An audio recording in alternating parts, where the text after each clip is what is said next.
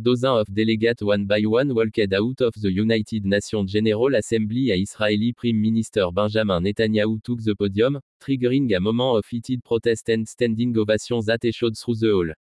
Applause and shooting accompanied his address, in which he doubled down on accusations that Hamas was responsible for October 7 attacks and argued that Israel must press its offensive in Gaza until the group is finished.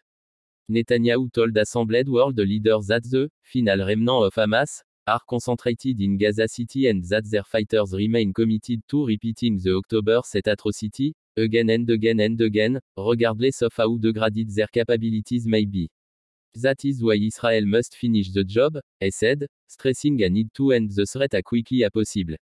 In the speech, he accused Hamas of employing tactics that amounted to using starvation as a weapon and framed Israel's military actions as necessary to prevent further terror.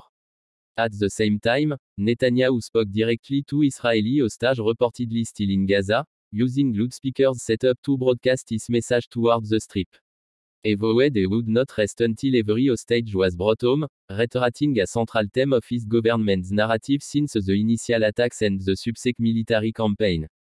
The address came amid mounting international scrutiny of Israel's conduct in Gaza, including accusations of war crimes from some quarters and growing diplomatic isolation. Several Western powers have signaled frustration with the scale of the campaign, and the speech followed recent diplomatic moves such as France's recognition of a Palestinian state, an action criticized by Netanyahu during his remarks. He blasted that decision as disgraceful, warning it would encourage terrorism against Jews and innocent people everywhere and calling it a stain on those who supported it.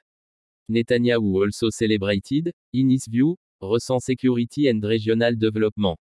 He referenced what he described as a victory against Houthi rebels in Yemen and warned of the perceived menace of Iran's nuclear ambition, painting a broader picture of threats Israel faces beyond Gaza.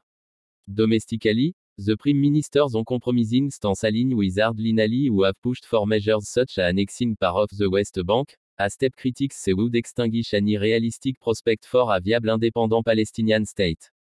Netanyahu rejected Palestinian statehood in his address, restating a position that has drawn both support and condemnation abroad. The timing of the speech was notable. Netanyahu is scheduled to meet in Washington on Monday with former U.S. President Donald Trump, an ally whose past rhetoric has often supported Israel's more hawkish policies.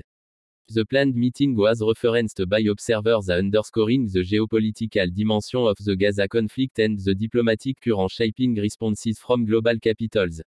Netanyahu's address at the crystallized deep division within the international community over the Gaza war. Delegation walked out in protest, while others applauded, reflecting the polarized reactions that have come to define global debate over Israel's military campaign and the broader Israeli-Palestinian conflict.